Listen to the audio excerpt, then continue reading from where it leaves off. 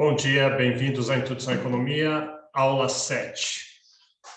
Então, essa aula nós vamos continuar com elasticidades, que a gente começou a ver na aula passada, e vamos continuar com isso hoje. Deixa eu avisar, o primeiro controle já está marcado, vai ser dia 18 de agosto, que não é essa quarta-feira agora, mas a próxima quarta-feira. Então, na próxima aula, eu vou dar os detalhes do controle, aonde que vai ser feito, provavelmente vai ser feito no Teams. Tem que ver isso com os monitores, ver qual plataforma a gente vai usar, exatamente como é que vai ser. Provavelmente vai ter um horário em que vai estar aberto, disponível para você fazer, o horário do dia. E aí você vai lá, faz e basicamente isso. E daí eu vou dizer também qual vai ser a matéria que vai cobrir. Como essa vez é um só controle nessa primeira unidade, talvez em vez de ser um controle específico, ele vai cobrir uma área um pouquinho maior. Então, deixa eu botar os slides aqui.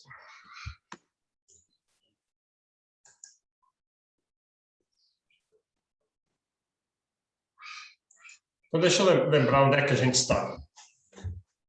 Nós, das duas aulas anteriores, na semana passada, nós vimos o modelo de oferta e demanda. Então, oferta positivamente inclinada, demanda negativamente inclinada, elas se cruzam, elas dão um equilíbrio de mercado, que nos diz o que a gente acha que vai ser o preço de equilíbrio, a quantidade de equilíbrio. Aquelas outras variáveis todas que estão fixas, ceteris paribus, e aí o que a gente fez exercícios de estática comparativa. A gente viu o que acontece quando mexe em alguma dessas variáveis e ela desloca o equilíbrio. A gente chama isso de um choque no equilíbrio, e aí tem um outro equilíbrio. E aí, com isso, a gente pode dizer alguma coisa sobre a causalidade daquela variável que mudou. Então, mudou a renda, o que acontece com o equilíbrio? Mudou as expectativas, o que acontece com o equilíbrio? Mudou o preço dos insumos, mudou a tecnologia, mudou o clima, o que acontece com o equilíbrio? Tá. Aí, na aula passada, bem no finalzinho, a gente entrou na parte de elasticidades, que é onde a gente está agora. Então, vamos rever isso que a gente viu aqui.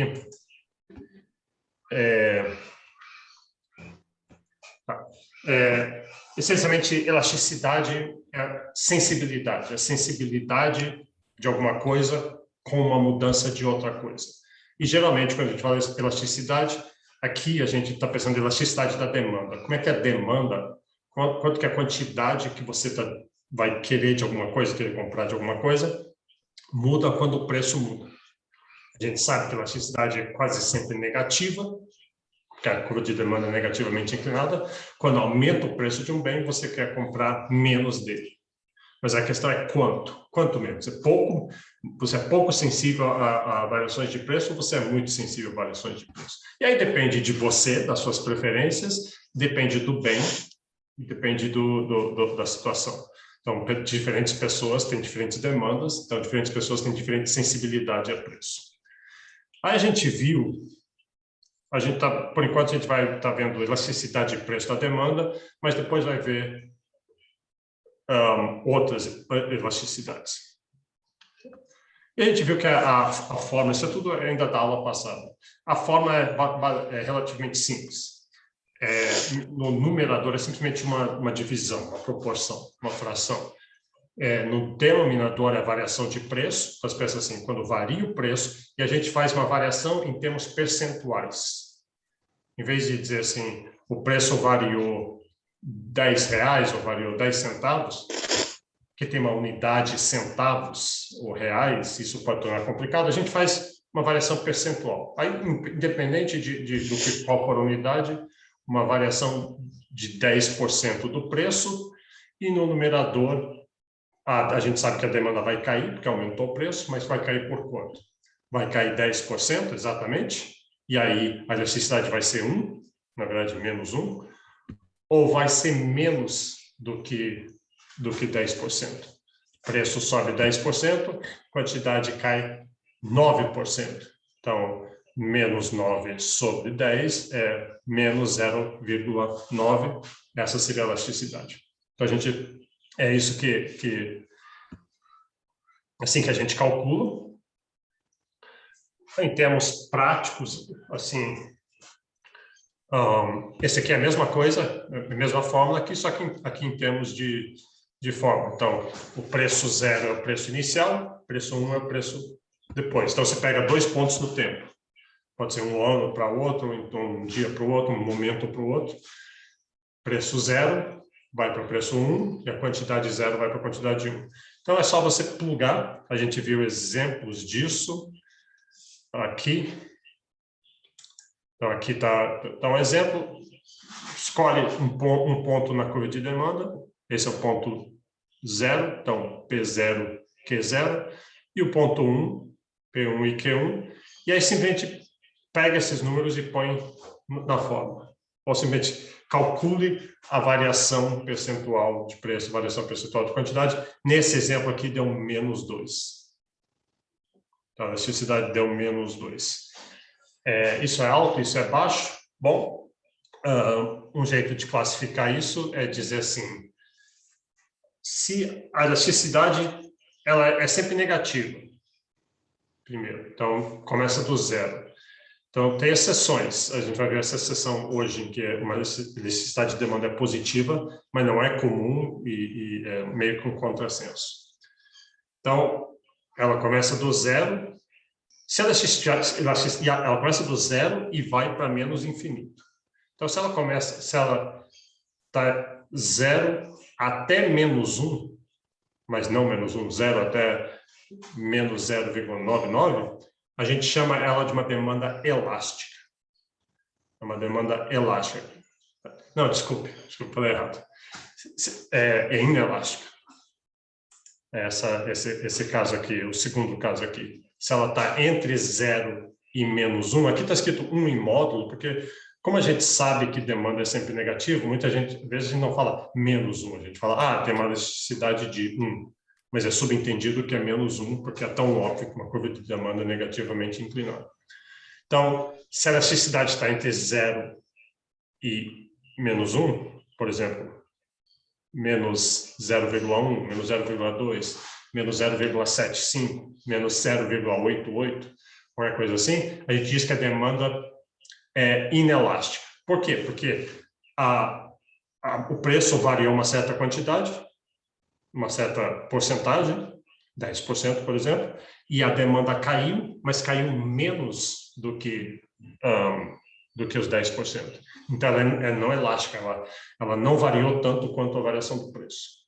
Se a elasticidade, se a demanda cai mais do que aqueles 10%, cai 11%, 12%, 20%, a gente chama de uma demanda elástica.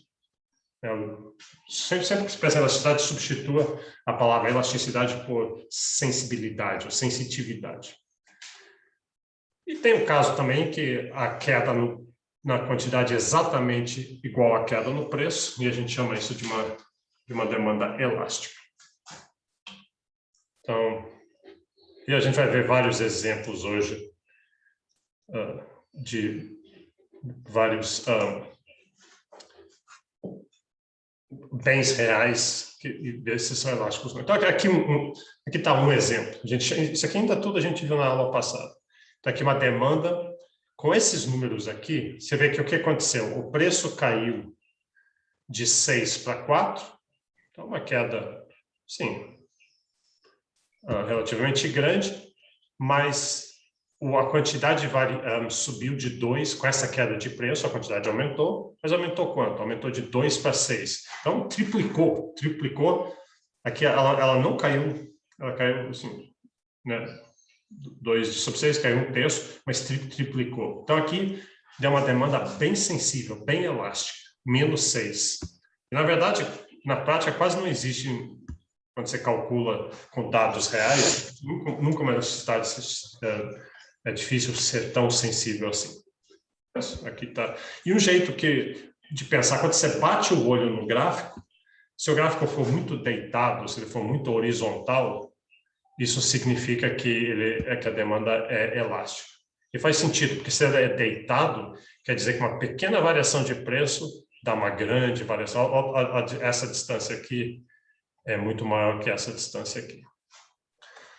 Se bem que você tem que tomar cuidado. Só olhando o gráfico, só olhando essas distâncias, não dá para saber. Você tem que realmente calcular o número. Porque se eu mudar a unidade do gráfico, em vez de toneladas, eu puser quilos, em vez de reais, eu puser centavos, ou mudar para dólar, o gráfico muda bastante, mas ele vai retratar os mesmos dados. Então, na verdade, não mudou nada, só mudou as unidades, e a inclinação da curva mudou. Por isso que a gente usa variações percentuais, para eliminar esse problema das unidades. E aqui está o contrário. Esse aqui é um exemplo, esse é bem deitado, e esse aqui é bem vertical. Tá? A demanda está bem de pé. Nesse caso, o preço aumentou, o preço aumentou 10%, de 1 para 1,10, mas a quantidade caiu muito pouco. Se você puser os números aqui, dá menos 0,5. Então, é um bem inelástico.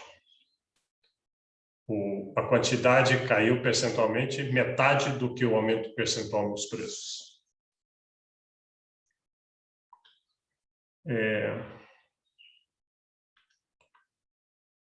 E aqui um exemplo de demanda unitária. O preço aumentou 10% e a quantidade caiu exatamente 10%, de 120 para 108. Então, deu uma elasticidade de 1. Vê o que eu fiz. Eu falei 1 quando é menos 1, mas é aquela ideia aqui. Vou até mostrar numa tabela. É subentendido que é negativo. Tá. Deixa eu mostrar isso aqui primeiro. Então, aqui eu fui na internet achar alguns exemplos. Esse aqui é meio velho, lá de 1997, mas tem muitos. Vai na internet, põe no Google, assim, escreva elasticidades, exemplos. Elasticidade de exemplos. Então, aqui estão vários bens e eles estão listados de mais inelásticos para mais elásticos. Então, você vê quais que são os inelásticos. É quando está menor do que 1. E aquilo que eu falei. Mas cadê o negativo? Está tudo positivo? Como é que essas são elasticidades de demanda, são todas positivas? É aquilo que eu disse. É subentendido que uma elasticidade de demanda é sempre negativa. Então, quem fez esse gráfico aqui achou nem precisa botar o menos 1. Mas, às vezes, isso dá uma confusão. Então, talvez valha a pena ou botar o menos, o sinalzinho de menos, ou falar assim, a elasticidade é 0,7 em módulo. Módulo quer dizer valor absoluto. Qualquer valor que você puser ali, você está pegando sempre o valor e não o sinal. Então, qual que é o bem mais inelástico aqui? Sal. Então, isso aqui está dizendo que sal, você não é muito sensível a variações de preço. Você vai no supermercado comprar sal, o preço estava achando que o preço ia ser igual que era da última vez que você comprou, mas o preço subiu bastante, mas mesmo assim você compra. Você compra a mesma quantidade que comprou da outra vez, ou talvez compra um pouquinho menos, mas você não liga tanto para aquela variação de preço. Então, a gente já vai ver por quê. Primeiro, eu só quero dar uma olhada assim, outros bens inelásticos, uma viagem aérea de curto prazo. Então, de curto prazo, assim, quer dizer, você comprou a passagem hoje para viajar hoje mesmo. Você comprou hoje para viajar amanhã. Mas de longo prazo seria assim, no Natal você está planejando viajar, então você já em agosto já está planejando comprar. Então, a gente já vai ver por que isso faz diferença, mas você levaria a crer, se você está comprando uma viagem aérea de curto prazo, você não planejou, você sabe que você vai pagar mais caro, provavelmente aconteceu uma emergência. Alguém da sua família está precisando de ajuda em algum outro lugar, ou você foi oferecido um emprego, hoje tem que ir lá fazer entrevista diretamente amanhã, ou alguma coisa assim. Então, você não tem alguma razão emergencial que você precisa viajar de qualquer jeito, e então você não é sensível ao preço. Se chegar lá e ver, poxa, está mais caro do que eu pensava, mas não adianta, eu tenho que ir, é uma emergência.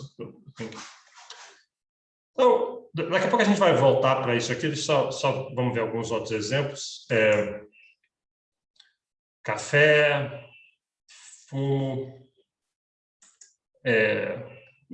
táxi, cinema, são todos inelásticos, mas cada vez ficando mais elástico, mais na direção elástica. E quando chega aqui, a partir da osso das televisões, já está menor do que 1. Então, 1,1 menor em módulo, né?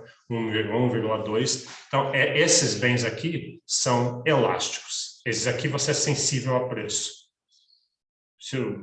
Não sei por que ostras... ostra em casas é ao contrário de ostras em restaurantes. Então, você comprou ostras para comer em casa, mas aí você chegou para comprar ostras e viu que o preço subiu relativo ao que você esperava, então você é sensível. Você vai comprar menos e você vai comprar menos se o preço subiu uma certa quantidade, uma certa porcentagem, a sua demanda cai por mais do que aquela porcentagem. E o exemplo aqui de tomates frescos é mais forte ainda. Você é muito sensível com o preço de tomate fresco. Fresco quer dizer tomate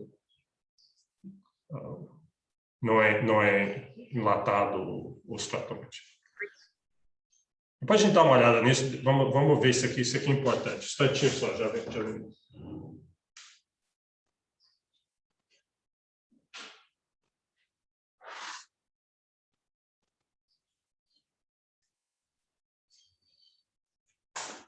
Esse aqui está... o que faz? Isso aqui é muito importante. Então, o que faz com que um bem seja elástico ou inelástico? Qual é a característica do bem ou da situação que leva as pessoas serem sensíveis às variações do seu preço ou não serem sensíveis à variação do seu preço? Então, já na aula passada eu já mencionei isso, que é substitutibilidade. Se um bem tem substitutos próximos, então, quando você chega lá e vê que o preço subiu, você vai pensar assim, poxa, subiu o preço disso aqui, e tem um outro bem que é quase igual. Eu sou quase que indiferente. Eu até prefiro esse primeiro bem, mas esse outro é muito parecido. A Coca-Cola e Pepsi-Cola.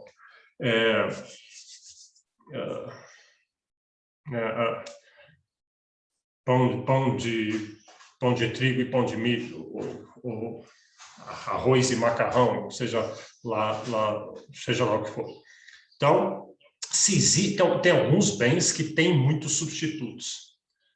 Então, esses bens vão tender a ser elásticos. As pessoas são sensíveis a preço.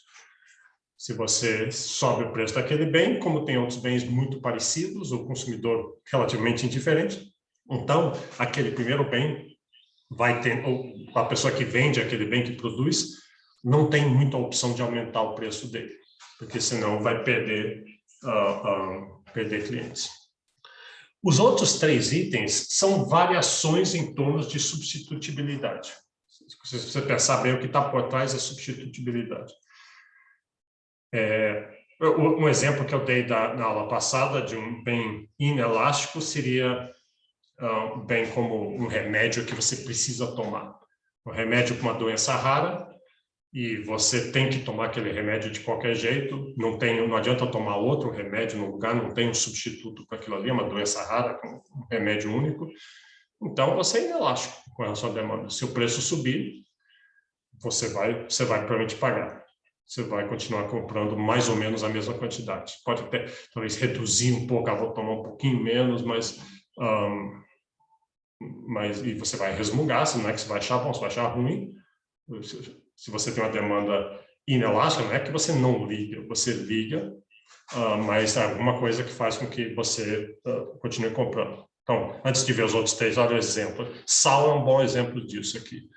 Sal, talvez não tenha substitutos. Uma viagem aérea, que eu falei, se alguém na sua família, lá do outro lado do país, está precisando de ajuda, teve um problema médico, você vai lá ajudar, e não tem substituto. Você podia ir de ônibus, ou podia ir de carro, mas é longe e você tem pressa para chegar.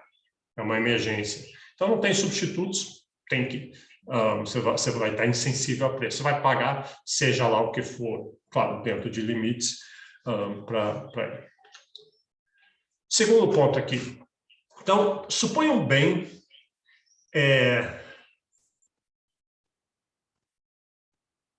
um bem que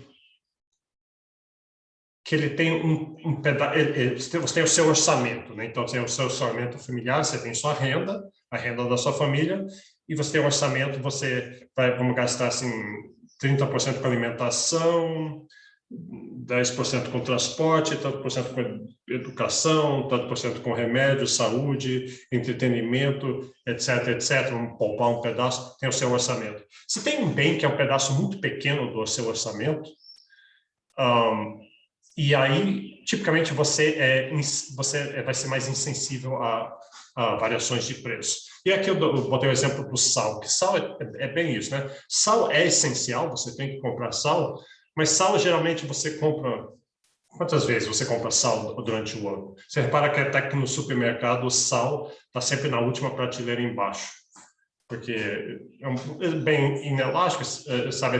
Não adianta baixar muito o preço e as pessoas, o sal está baratinho, vamos comprar um monte de sal e hoje no jantar vamos usar bastante sal. Você não tem essa variabilidade. Outras comidas, sim, sei lá, filé mignon. Poxa, o filé mignon está barato, caiu bastante o preço. Eu disse, sim, vamos fazer um churrasco, comer bifes a semana inteira.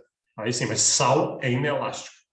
O preço varia, você não vai. Você vai 3 vezes durante o ano, você compra 1 quilo de sal isso dá para sua família.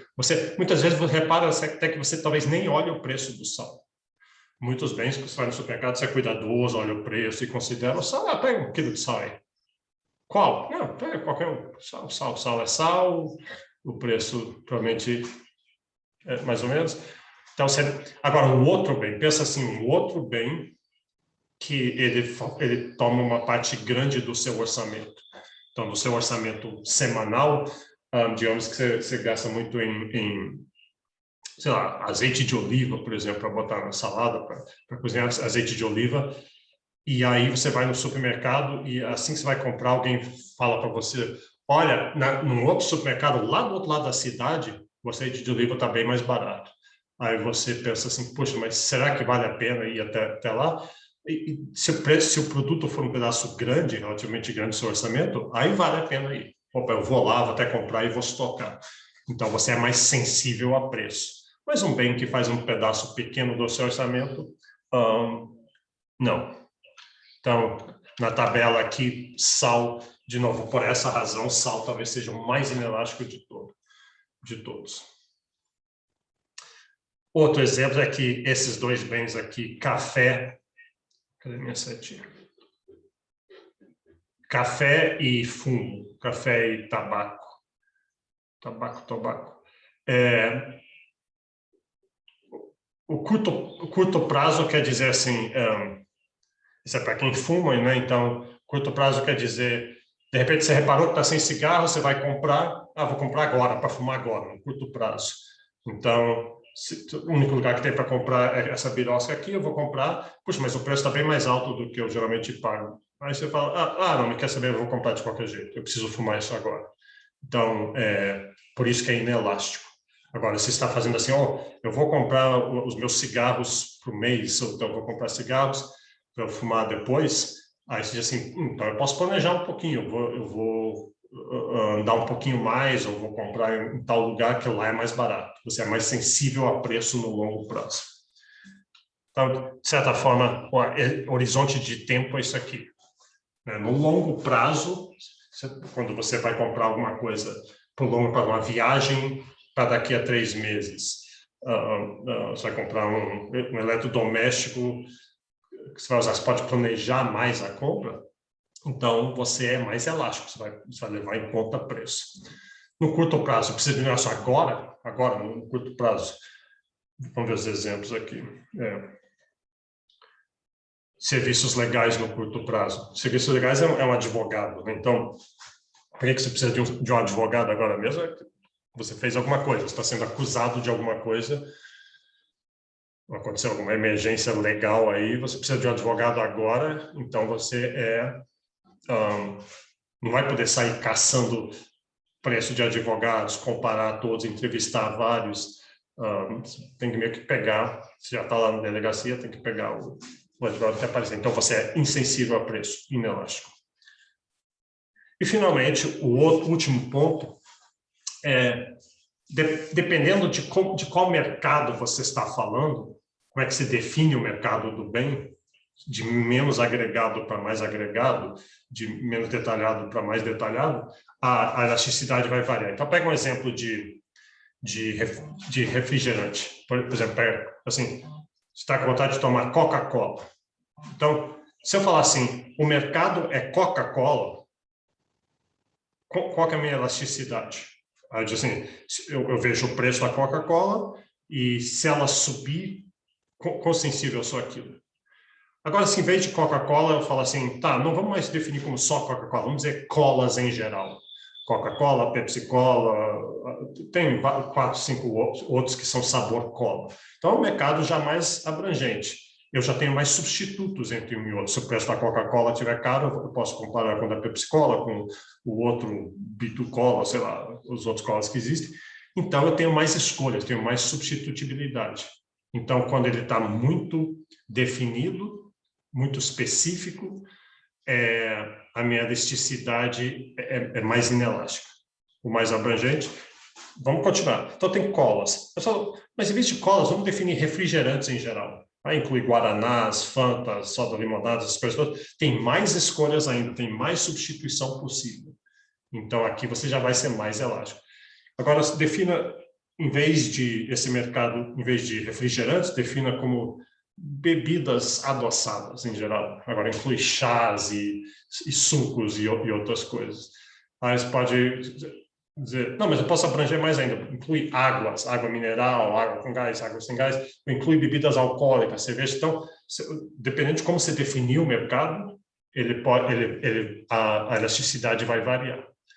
E ele varia nessa direção. O mais geral que você está falando, definindo o mercado, o mais elástico que vai ser, porque você tem mais substituições. Por exemplo, outro exemplo, suponha automóveis. Então, você diz assim, eu quero um Fiat Uno, sei lá, um carro. Aí, diz, poxa, então, qual que é a sua elasticidade do Fiat Uno? Então, a gente poderia pegar a demanda e ver. Mas se eu falar, em vez de Fiat Uno, e eu definir como carros pequenos, carros populares pequenos. Aí já tem mais substituição, já tem os 10 carros de marcas diferentes que eu posso substituir. Se em vez disso eu falo carros 4 portas, então tem mais ainda, então veículos tem mais ainda, o mais abrangente, o mais geral que é o mercado, o mais elástico que é, porque tem mais substituição. Deixa eu ver se tem um exemplo aqui. Acho que aqui não tem um exemplo disso. Mas a gente vai ver outros aqui. Então, deixa eu dar um exemplo disso aqui tudo, um exemplo prático para você ver que elasticidade não é uma curiosidade acadêmica, não é um negócio assim que a gente aprende isso, mas isso não tem uso nenhum. É uma coisa que formuladores de política usam muito. Governos usam, qualquer agência que faz política pública, que faz programas governamentais, ou até firmas, claro, que vendem, elas têm que saber, elas têm que estar cientes dos produtos delas. Tipicamente, uma firma sempre vai ter que vende alguma coisa, vai ter várias linhas de produto, e ela tem, às vezes, uma linha para as pessoas mais inelásticas, geralmente algo mais luxuoso, de qualidade maior, mas aí, para não perder o consumidor elástico, que é sensível a preço, vai ter uma versão daquilo ali mais popular, mais acessível, que o consumidor elástico, que levaria em conta comprar da outra marca, aí ele compra porque o preço está alto, faria isso. Vamos ver um exemplo disso aqui, então. Tá? Isso aqui está em inglês, porque eu tirei da revista The Economist. Então, isso aqui foi em 2018. essa matéria aqui. Eu achei interessante, uma boa aplicação de elasticidade. Aqui a ideia é o seguinte, é sobre impostos. Um governo, quando põe um imposto, ele pode ter diferentes objetivos. Um objetivo de um imposto, naturalmente, é arrecadar. Então, o governo põe imposto porque ele precisa arrecadar, é assim que o governo ganha dinheiro, através de impostos, e aí ele usa esse dinheiro para pagar as contas deles, para oferecer serviços públicos, né? Ninguém gosta de impostos, mas impostos são necessários. Agora, o importante para o governo tem um certo trade-off, lembra da ideia de trade-off que tem?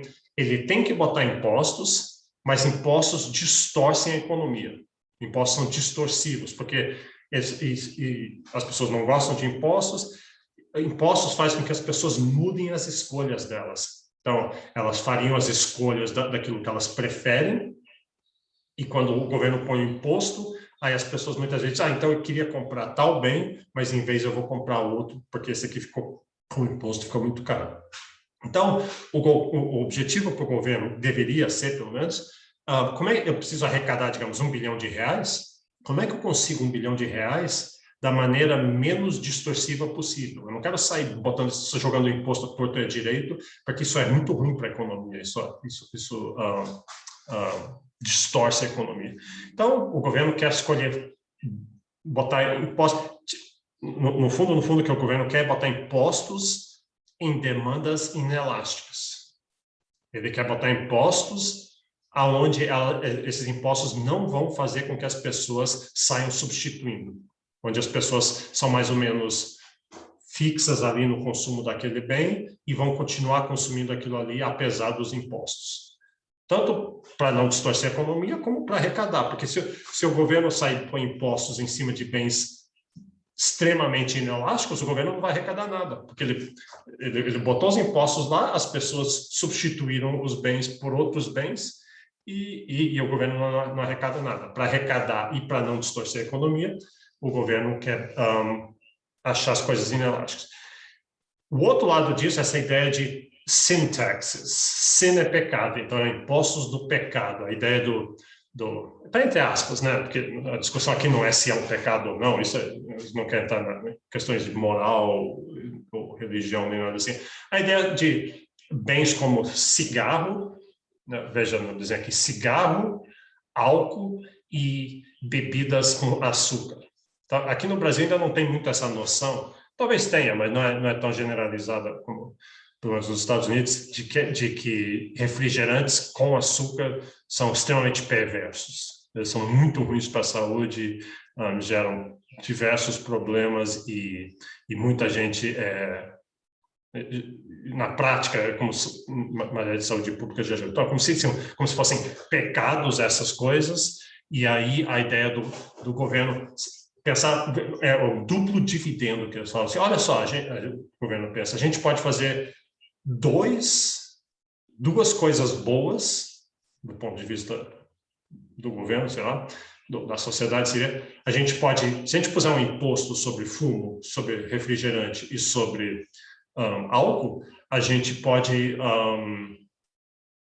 arrecadar, por um lado, e, por outro lado, a gente ainda vai desestimular a prática dessas atividades, desses consumos perversos, do ponto de vista de saúde.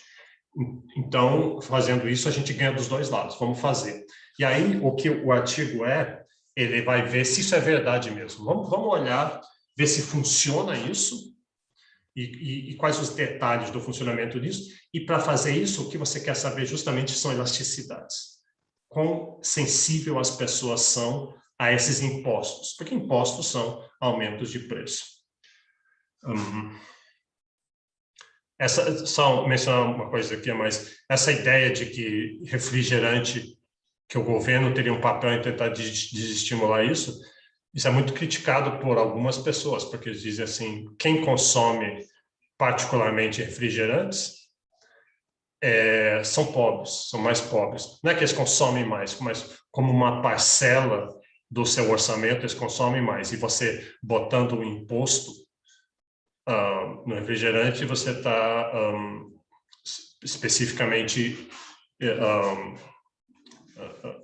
está recaindo especialmente sobre os pobres, então torna a vida deles piores. E que, por outro lado, na mesma ideia, que não seria o papel do governo, esse paternalismo do governo, dizer para você o que você deve fazer, o que você deve consumir, o que não deve consumir. Eu não quero entrar nesses méritos, estou colocando, esse é um lado, o outro lado, né, a saúde pública, muita gente diz, não, mas isso é tão perverso, em termos de obesidade, diabetes, dentes, nutrição, que tem sim um papel para o governo. E tem grandes embates sobre isso. Aqui não é o nosso tema, eu nem iria querer entrar nisso, porque pode virar bem controverso, mas a gente quer ver sobre... A nossa pergunta é, se o governo fizer isso, vai funcionar do ponto de vista de arrecadação e de desestimular a prática. Tá? Então, aqui eles pegaram isso aqui para os Estados Unidos, esse primeiro gráfico aqui para os Estados Unidos. Aqui é só para ver as elasticidades, parecido com aquela tabela que a gente viu antes. Então, repara que a Economist foi muito cuidadosa, ela botou negativo, ela botou, que tipicamente fazia um gráfico desses indo da esquerda para a direita, mas eles foram da direita para a esquerda justamente porque elasticidades são negativas. Então, para não ter que botar os negativos aqui, estão para cá. Então, parecido com o que a gente viu antes, aqui viagem no longo prazo, idas a restaurantes, o 1 está aqui. Então, a nossa linha divisória está aqui, é o -1, na verdade. Então, esses dois primeiros são elásticos, as pessoas são sensíveis. E isso foi calculado usando dados verdadeiros de pessoas, assim, de milhões e milhões de consumidores, pego por censos e outros tipos de questionários. Então, as pessoas são sensíveis a preço de restaurante. E aqui, mas que pessoas? O americano médio, o americano rico, o americano pobre? Mais para baixo a gente vai ver como isso faz diferença. Aqui não, deve ser o americano médio, né? O americano médio, ele é sensível a preço de viagens no longo prazo. Então, se eu vou comprar uma passagem para viajar no Natal, no Carnaval do ano que vem, eles não têm Carnaval lá, mas vocês entendem, ou vamos comer num restaurante, eles são sensíveis a preço. A elasticidade de restaurante é acima de -2, na verdade, abaixo de -2. Então, quer dizer, se tiver um desconto grande, um Restaurant Week, alguma coisa assim, isso realmente funciona lá, pelo menos, porque as pessoas são sensíveis a preço. Se cair 10% o preço, vai aumentar mais de 20% as pessoas indo para restaurantes. É o que esses dados estão dizendo. Já cinema, e aqui estão... já todos esses outros são inelásticos. E como antes, o sal é o mais inelástico que tem. As pessoas não são sensíveis a preço com sal. O sal, você ganha até de graça em restaurantes, aqueles pacotinhos, sal, o preço não é realmente a questão. Então, mas a pergunta que a gente está querendo ver é esse aqui, soft drinks, que são refrigerantes, álcool e fumo. Isso não é que eu esqueci de mencionar. Tabaco, fumo e café são, de certa forma, narcóticos, né? São narcóticos, você fica viciado. Você começa a fumar, mesmo café é um narcótico. Tem gente, né? Você conhece aquela sua tia que se ela não tomar um copo de café logo de manhã, ela fica maluca o resto do dia. Talvez vocês sejam assim. Então, porque é fisicamente viciante. Então, isso tem a ver com elasticidade. Um bem viciante é um bem inelástico. Você tem que ter aquilo. Você não está ligando para preço. Né? Um viciado em crack, alguma coisa assim, ele tem que ter, está disposto a cometer crimes, fazer coisas horríveis, porque ele tem que ter aquilo ali, não tem substitutos para ele. Bom, vamos à nossa pergunta. Refrigerantes, álcool e fumo. Vale a pena, do ponto de vista de arrecadação e de desestimular consumo como política pública, vale a pena botar um imposto? E a resposta aqui seria que sim, né? Porque com refrigerantes, quase que não, né? Ele é inelástico na nossa definição, mas não tanto. Já fumo, álcool já é mais inelástico, fumo mais inelástico ainda, interessante, café mais ainda.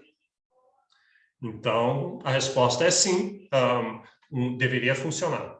Se você aumentar o preço dessas coisas, se você botar um imposto nessas coisas, as pessoas elas vão consumir menos, mas vão continuar consumindo uma certa quantidade. Já se você puser um imposto em cima de restaurantes ou de passagens aéreas, as pessoas são extremamente sensíveis àquilo ali e vão arrumar substitutos e você não vai conseguir arrecadar em cima daquilo. Aqui é uma outra base de dados, aqui é só bebida, ingleses. Então, ingleses, não sei se sabem inglês, bebem muito, né? As pubs e tudo bebem muito. Só que aqui está por renda. Então, não, desculpa, não é por renda, não. Aqui é por o quanto que bebe. Então, se são pessoas que bebem menos do que 7 doses por semana. Isso aqui é aquela sua avó que toma um cálicezinho de vinho no almoço, mas só aquilo, nunca quer o segundo cálice, mesmo nas festas não bebe, mas só menos do que 7. E aqui embaixo tem esse é aquele seu cunhado que está bebendo o tempo todo, mais do que 35. 35 seria 5 doses por dia. Então, você beber mais do que 35... Eu estou brincando com sua avó e seu cunhado. Eu não conheço sua avó e seu cunhado, eu falei isso só de brincadeira. Eu não quero, de repente, alguém dizer, puxa, o professor está falando da minha família. Não, brincadeira. Vocês conhecem, todo mundo conhece que tem gente que bebe pouco, tem gente que bebe muito, tem gente que bebe intermediário aqui. E aí, a questão, repare que cada um tem uma elasticidade diferente. Aquele que bebe muito, que muito pouco, é mais elástico. A pessoa bebe só um pouquinho, se o preço aumentar, então deixa, não preciso nem beber. É muito caro esse negócio de beber. Já aquela pessoa que bebe muito, ela é a mais inelástica de todas. Ela é sensível a preço, sim. Se aumentar o preço da cerveja, vai beber outra coisa, aumenta o preço do whisky, bebe outra coisa, mas provavelmente vai continuar bebendo. De todas, quem mais bebe é mais inelástico.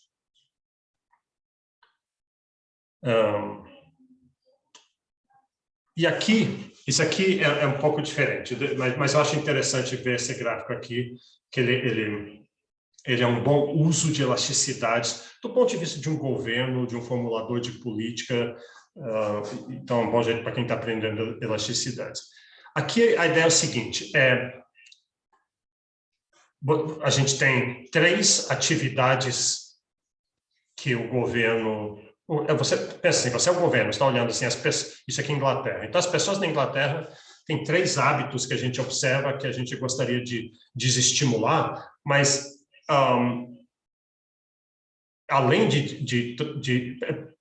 pensa assim, são 3 atividades que geram para a gente governo, para a gente representante da sociedade, geram custos, mas também benefícios no sentido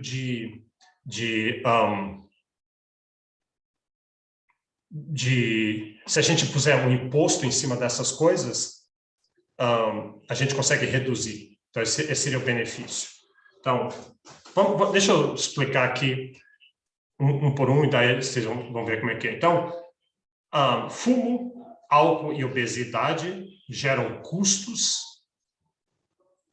para o governo. Então, annual cost to government. Então, esse é custo para o governo.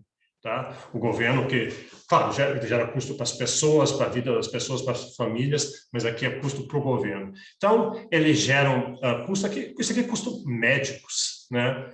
Custo médicos e talvez custos, porque as pessoas vão ter ataque de coração, na Inglaterra tem o NHS, né? o SUS dele lá, que é considerado um modelo e tudo. Então, as pessoas vão e quem paga aquilo é o governo com os impostos que ele arrecada, mas o governo... Então, assim, mais gente está indulgindo nessas... Não sei se essas palavras existem em português, mais pessoas estão realizando essas atividades, então vai ter maior custo para o governo. E, além disso, tem outros custos do governo, talvez, por exemplo, as pessoas dirigem dirigem bêbadas e derrubam postes e matam pessoas. Então, tem outros custos. Então, tem custos de saúde e outros custos. Eles não têm dados para a obesidade gerar esses outros custos, mas fumo, joga cigarro no chão e taca fogo no parque, aí o governo tem que mandar os bombeiros. Então, tem esse tipo de custos. Então, tem custos para o governo, mas o fato das pessoas fazerem esse tipo de atividades também vai gerar certas economias para o governo. E aqui é meio macabro isso aqui, mas é uma coisa que um formulador de política teria que tentar quantificar e considerar. Aqui a ideia é que pessoas que fumam e que bebem e que têm mais obesidade morrem mais cedo. Eles tendem a morrer mais cedo, porque essas atividades são ruins para a saúde. E elas morrendo mais cedo, isso economiza para o governo. Economiza, em particular, em termos de pensões e aposentadorias e outras transferências que o governo faria para elas. Então, o governo tem um custo das pessoas fumarem, beberem e comerem muito açúcar, mas o governo também tem benefícios. E aí, outro benefício seria dos impostos. O fato das pessoas fumarem, beberem e comprarem refrigerantes, o governo taxa aquilo ali. Eles na Inglaterra não tem uma taxa sobre refrigerantes, então não tem. Outros países tentaram isso. A Dinamarca, por exemplo, pôs um imposto sobre manteiga. Eles achavam que manteiga podia ser mal para a saúde.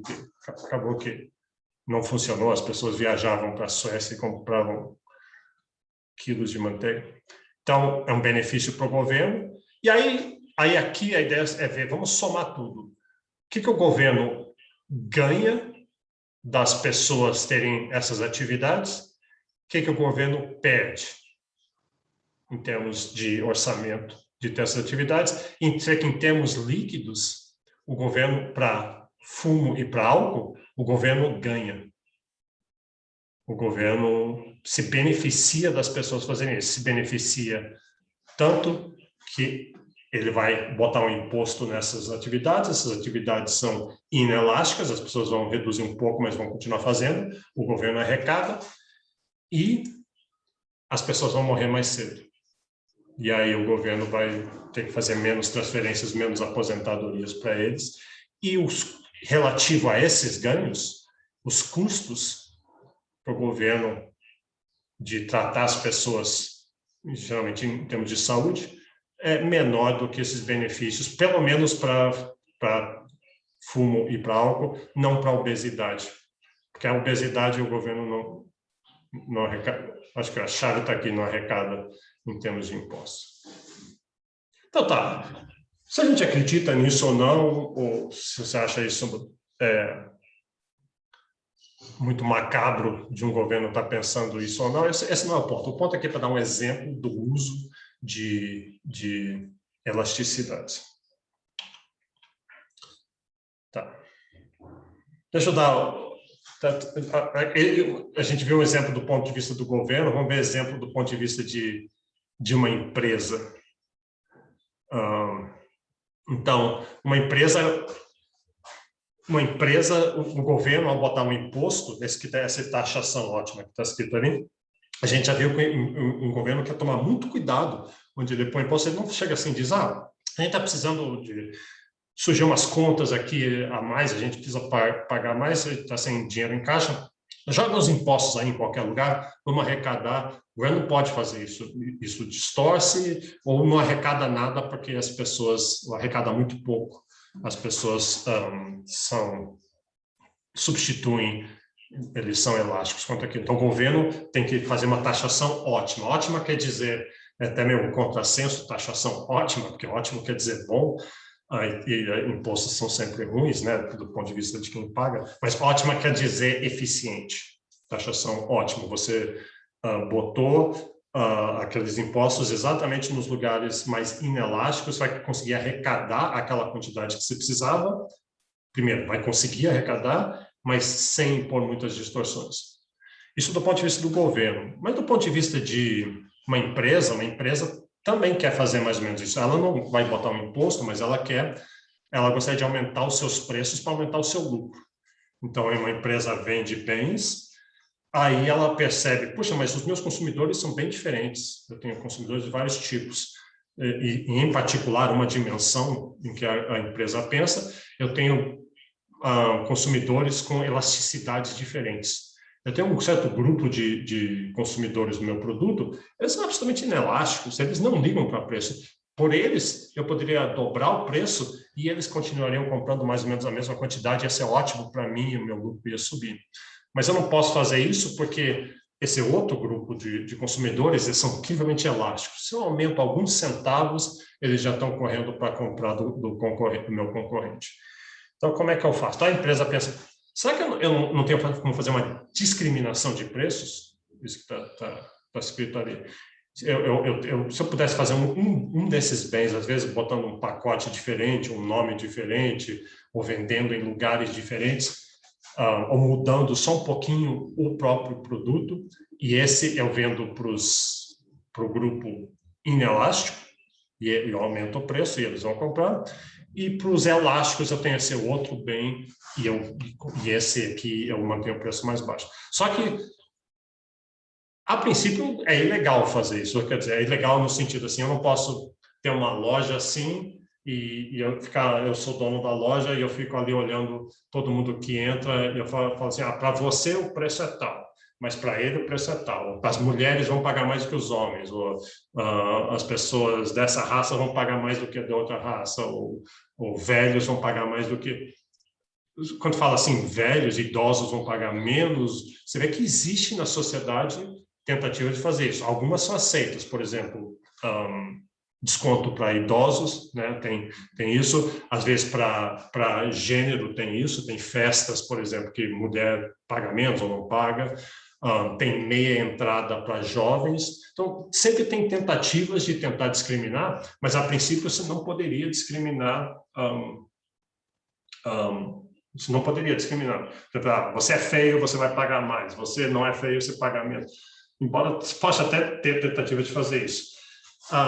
Mas sempre, já que não dá, já que é limitado a capacidade de fazer essa discriminação de preço, mesmo do ponto de vista legal ou moral, muitos comerciantes vão tentar fazer de outro jeito. Então, um jeito de fazer isso é com cupons.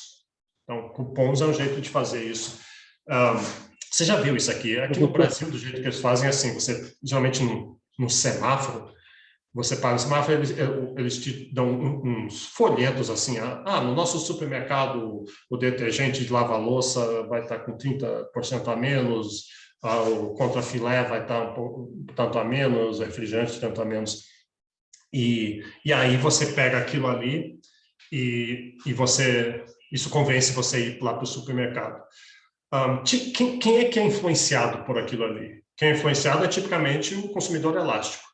O consumidor inelástico é insensível a preço. Ele geralmente é sensível a preço porque ele não tem tempo para fazer aquilo ali, não tem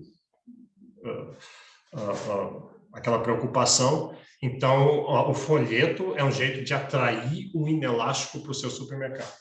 Mas outro jeito de fazer o que eles fazem nos Estados Unidos, geralmente os jornais de domingo vêm com cupons. O que eles têm que fazer, fica um monte de gente recortando o cupom. Aqui, detergente lava-louça com 30 centavos a menos. Aí, eu estou precisando disso, daí eu recorto o cupom, aí eu pego, junto com os outros que eu recortei, e aí eu entro na fila, e daí, na hora de passar no caixa, dizem, detergente lava-louça, está aqui o cupom. Aí você dá para a pessoa do caixa, e a pessoa do caixa põe lá o cupom e faz.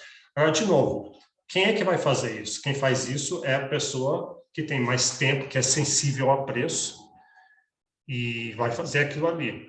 Muita gente, se você está apressado, se você está extremamente ocupado, ou por outras razões você é inelástico com relação a preço, você não vai fazer. Então, aí o supermercado conseguiu o que ele queria. O inelástico não vai usar o cupom. Então, eles nem fazem o negócio do cupom ser muito fácil, porque se for muito fácil usar, aí você não está discriminando o preço. Então, tem que ter um certo custo, que o elástico está disposto, custo em termos de tempo e de dificuldade, de chatice de manusear e planejar aquilo ali. Então, o ficar de pé em filas e gastar tempo, etc. Se eles pudessem, eles fariam isso aqui, Tem uma fila para elásticos, uma fila para inelásticos. Como não é ilegal fazer isso, né, não dá para fazer isso, o que você faz? Sim, uma fila para quem tem cupons, outros que não tem cupons. E aí, com isso, você discriminou. Outra discriminação de preço muito comum que acontece é com tarifas aéreas. Então, quando você está ali no avião, tem uma pessoa sentada ao seu lado, uma pessoa sentada na sua frente, e vocês estão consumindo o mesmo serviço, é o mesmo avião, vocês vão sair ao mesmo tempo, chegar ao mesmo tempo, todo mundo vai ganhar a mesma barra de cereal, o mesmo copo de água lá, mas, claro, são bancos diferentes, mas se você, dependendo de quando você comprou, como você comprou, você está pagando uma quantidade bem diferente. Se você comprou seu bilhete meses atrás, vai ser mais barato. Se você comprou hoje mesmo de manhã, já é mais caro. Se você comprou, antigamente tinha muito, com ida e volta, era muito mais barato do que só ida. Claro, tem discriminação de classe executiva e outra não, mas todas são tentativas de discriminar preço, de tirar o máximo de cada consumidor. E o jeito de fazer isso é saber quem é elástico ou quem é inelástico. Tá. Ok. Se alguém tiver uma pergunta, algum comentário sobre isso, pode falar. Aqui é um detalhe só. Alguém pode estar mais atento a isso aqui. Se você pensar bem, elasticidade é a inclinação da curva. E a gente sempre desenha aqui em uma aula de introdução à economia, a gente desenha a curva de demanda como uma reta.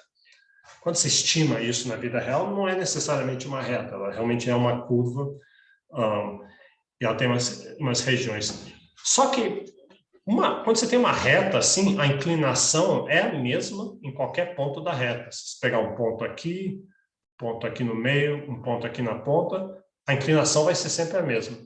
Mas se você pegar calcular a elasticidade, né, dividindo um percentual por outro percentual, a elasticidade varia ao longo da curva.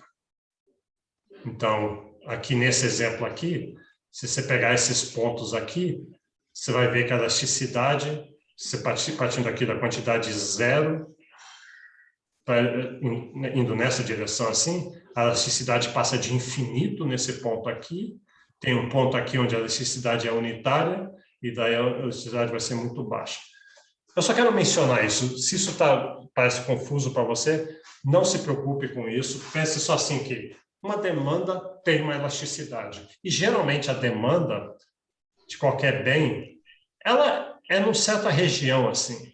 Ela não varia tanto. Preços não variam 10 vezes. Você vai um dia no supermercado comprar óleo de soja e no dia seguinte o preço está 10 vezes mais, outro dia o preço está 1/10. Não tem essas variações bruscas. A gente fala de variações, elas são relativamente em torno de um preço base ali. E, então, geralmente, o relevante da curva de demanda para a gente é uma certa região. Então, esse é o melhor jeito de pensar. A demanda tende a estar aqui, assim. A gente desenha a curva inteira, mas nunca acontece do preço estar abaixo de 4, nunca acontece do preço estar acima de 8, né? É muito difícil isso acontecer. Então, o pedaço relevante para a gente é esse aqui, e nesse pedaço aqui a elasticidade é acima de 1. Então, esse seria um jeito de pensar sobre isso. Se você for estudar mais economia, daí a gente usa logaritmos e outras coisas, e outras premissas para lidar com essas coisas. Tá. Aqui também, de novo, só para ficar completo, é possível uma demanda totalmente vertical ou uma demanda totalmente horizontal. Assim, matematicamente é possível. Então, a gente chama isso de uma demanda perfeitamente inelástica, se ela é totalmente vertical. Então, a sua sensibilidade a variações de preço é zero. O preço pode subir tremendamente ou cair tremendamente, mas a sua demanda é sempre a mesma, é sempre essa quantidade aqui. O caso mais próximo disso seria aquele remédio de uma doença rara, essencial, que você precisa de qualquer jeito. Se você não tomar todo dia, você morre mesmo. Então, você está disposto a pagar qualquer coisa. Claro que isso é limitado pela sua capacidade de renda daquilo ali, mas dentro disso você é totalmente sensível a preço. Não adianta comprar mais do que uma tomada do remédio a cada vez que você precisa, e também você não pode tomar menos. E uma demanda perfeitamente elástica seria essas que você é absolutamente sensível a preço. O preço subiu 1 centavo, ou talvez pode até menos do que 1 centavo, né? O preço de gasolina é isso, né? O preço passou de R$6 por litro semana passada, ou logo antes, mas eles põem assim, 5,99999. Então, eles vão até o milhar, o 10 milhar lá. Então, ele subiu 1 milésimo de centavo o preço nessa demanda perfeitamente inelástica, e a sua quantidade vai cair de muito para quase zero. Claro, não faz muito sentido na vida real, não é muito realista isso, mas são casos extremos, então dá para pensar isso. Ok. Então, vamos algumas aplicações de elasticidades. Então, nesse caso, assim, receita total. Você é um comerciante e você está vendendo alguma coisa e você quer saber qual que é a receita, qual que é a sua receita, né? Ou, digamos assim, você está preocupado com a sua receita, então você quer escolher o preço. Talvez um jeito de pensar isso assim, você vai dar uma festa, para arrecadar dinheiro para uma formatura, alguma coisa assim. Aí estão pensando, qual o preço que a gente põe para a festa? Vamos cobrar R$10, R$20, R$50, R$100, R$500? Ou o organizador de um show, quanto você vai cobrar? Bom, a ideia é que para responder isso, você tem que ter uma noção da elasticidade do seu consumidor, de quão sensível ele é a preço. Então, se for uma demanda inelástica, repara que ela está bastante vertical, aí você tem uma certa liberdade para aumentar o preço. Cada vez que você aumenta o preço por R$1, por um lado, você está ganhando mais R$1 a mais em cada pessoa que vier, mas, por outro lado, cada vez mais vem menos gente. Aumenta a probabilidade de alguém desistir de vir por causa de preço. Então, você tem que fazer esse trade-off. Quer que você vai ganhar em cima do preço, mas perde pela quantidade. Se você mantiver o preço mais baixo, se abaixar o preço, você perde pelo preço, mas ganha na quantidade. Então, vai valer a pena ou não? Então, vamos fazer essa pergunta aqui. O seu preço estava 2. Se eu puser o preço 2, qual que é a minha expectativa? É que venha 30 pessoas. Então, o preço de 2 vem 30 pessoas, então minha receita seria 60. Aí você diz, poxa, mas será que não dá para aumentar para 3? Já pensou? A gente ganharia R$1 a mais de cada pessoa? Diz, mas você ganha R$1 a mais de cada pessoa, mas aí, em vez de 30, vem só 25. 5 pessoas desistiram por causa do real que aumentou. Mas qual que é a receita, a gente fazendo isso? É um bom negócio, não? Aqui, 3 vezes 25, 75. A receita aumentou. Então, esses quadradinhos aqui, para tentar ver a área, assim, é a receita, né? É 30 vezes 2. Né? 30 vezes 2. Então, a área aqui é 60 e aqui é 25 vezes 3.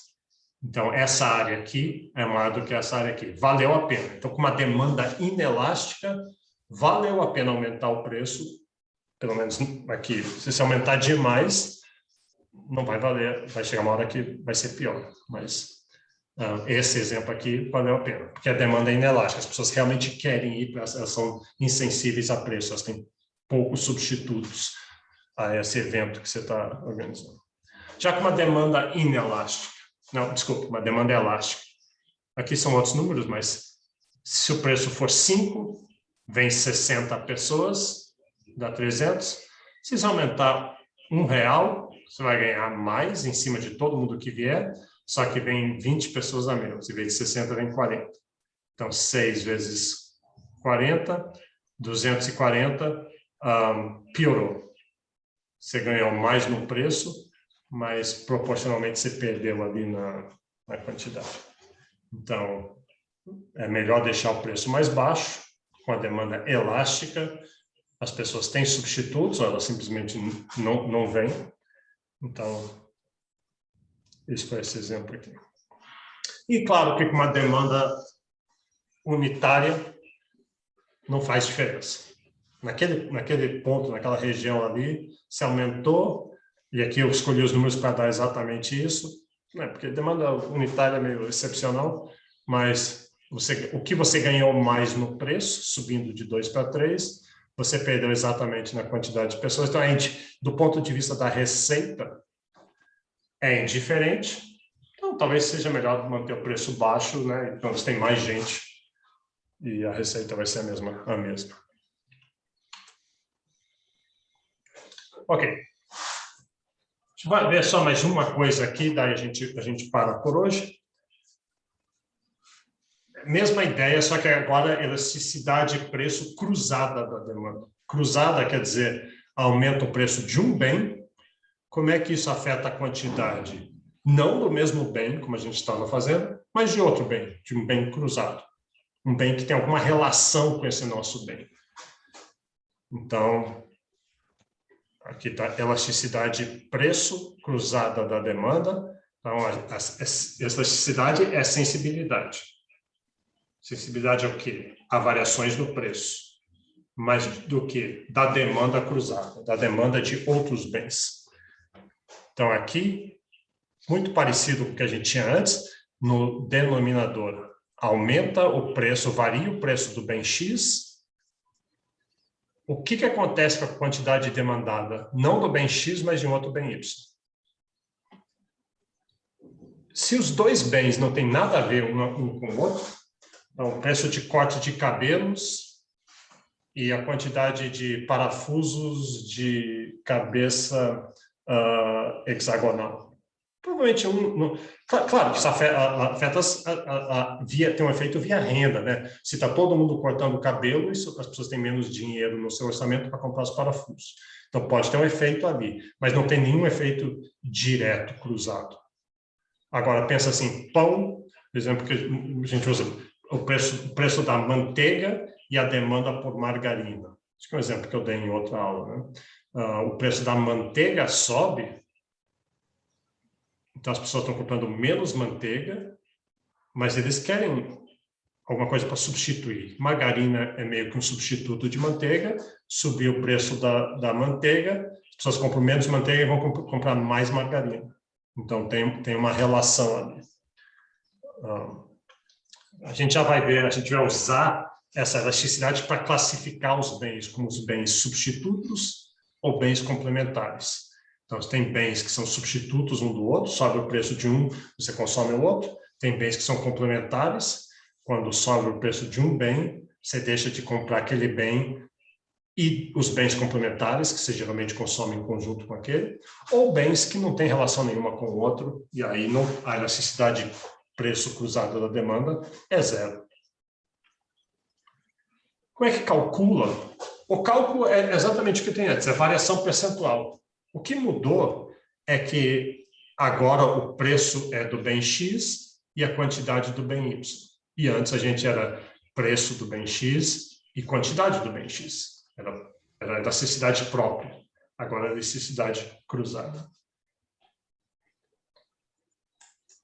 Então, o resto é igual. Aí eu estou só escrevendo essa mesma fórmula de um jeito mais compacto, com esses deltas aqui. Delta só quer dizer a variação, quer dizer quantidade de y no tempo 1 menos quantidade de y no tempo 0, divididos pela quantidade no tempo 0. Preço do bem x no tempo 1 menos preço no bem x do 0, quanto que aumentou, quanto que variou o preço do x, sobre o preço inicial do x. Então, se a gente calcular a elasticidade de preço cruzada e ela der negativo, quer dizer que os bens são complementares. Se der positivo, são bens substitutos. Se der zero, é que os bens não são relacionados. Eles não são nem complementares, não são substitutos, eles são independentes um do outro.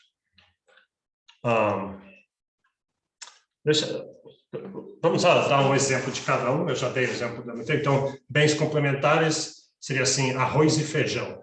A maioria das pessoas, quando consomem arroz, consomem feijão. Se, de repente, subir muito o preço do arroz, né, então, o denominador aqui é grande, aí elas compram menos arroz, mas não é arroz que está aqui.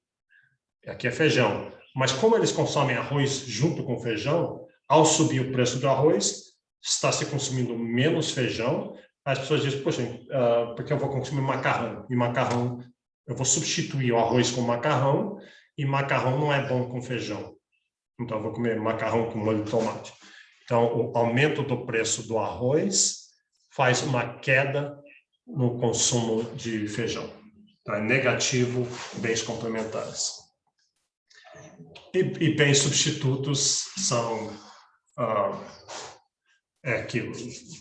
cerveja e vinho.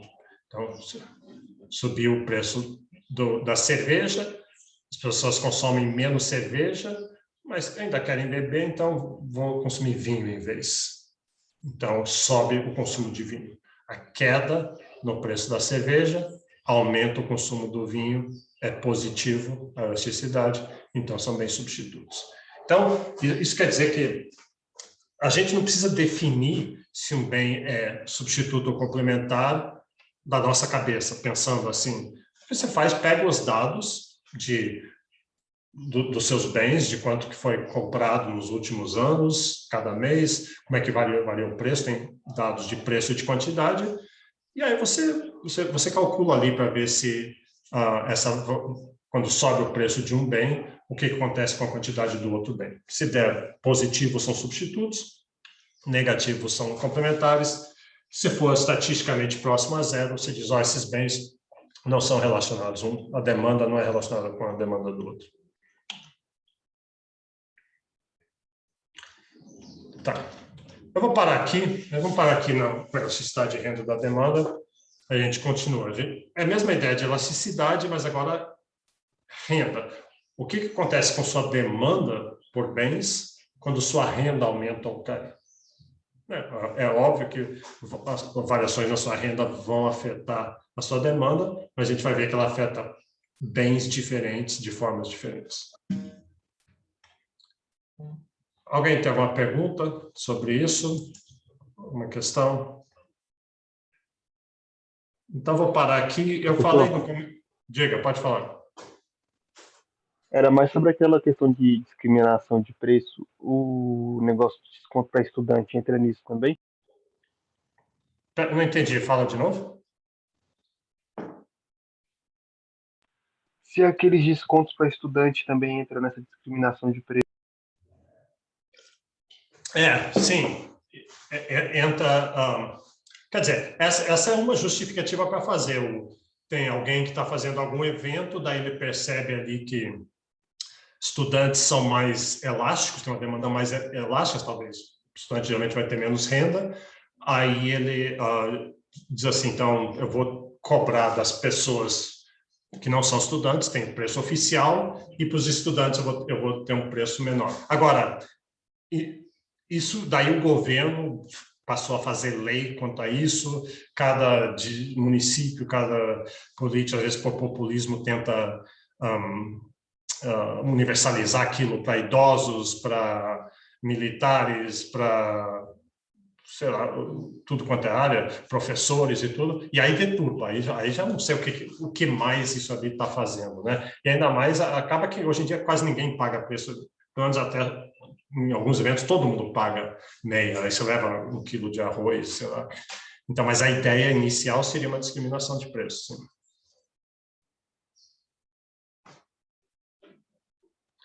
Então tá, aí eu mencionei no começo da aula, muitos não estavam ainda aí, o primeiro controle de leitura vai ser não nessa quarta, mas na outra quarta, dia 18. Na próxima aula, daí eu vou trazer os detalhes um pouquinho melhor de como é que vai ser, qual a plataforma, qual o conteúdo e exatamente quando que você pode entrar, como é que vai fazer. Eu trago isso na próxima aula. Então, tá bom. Quarta-feira a gente continua com essa mesma matéria aqui.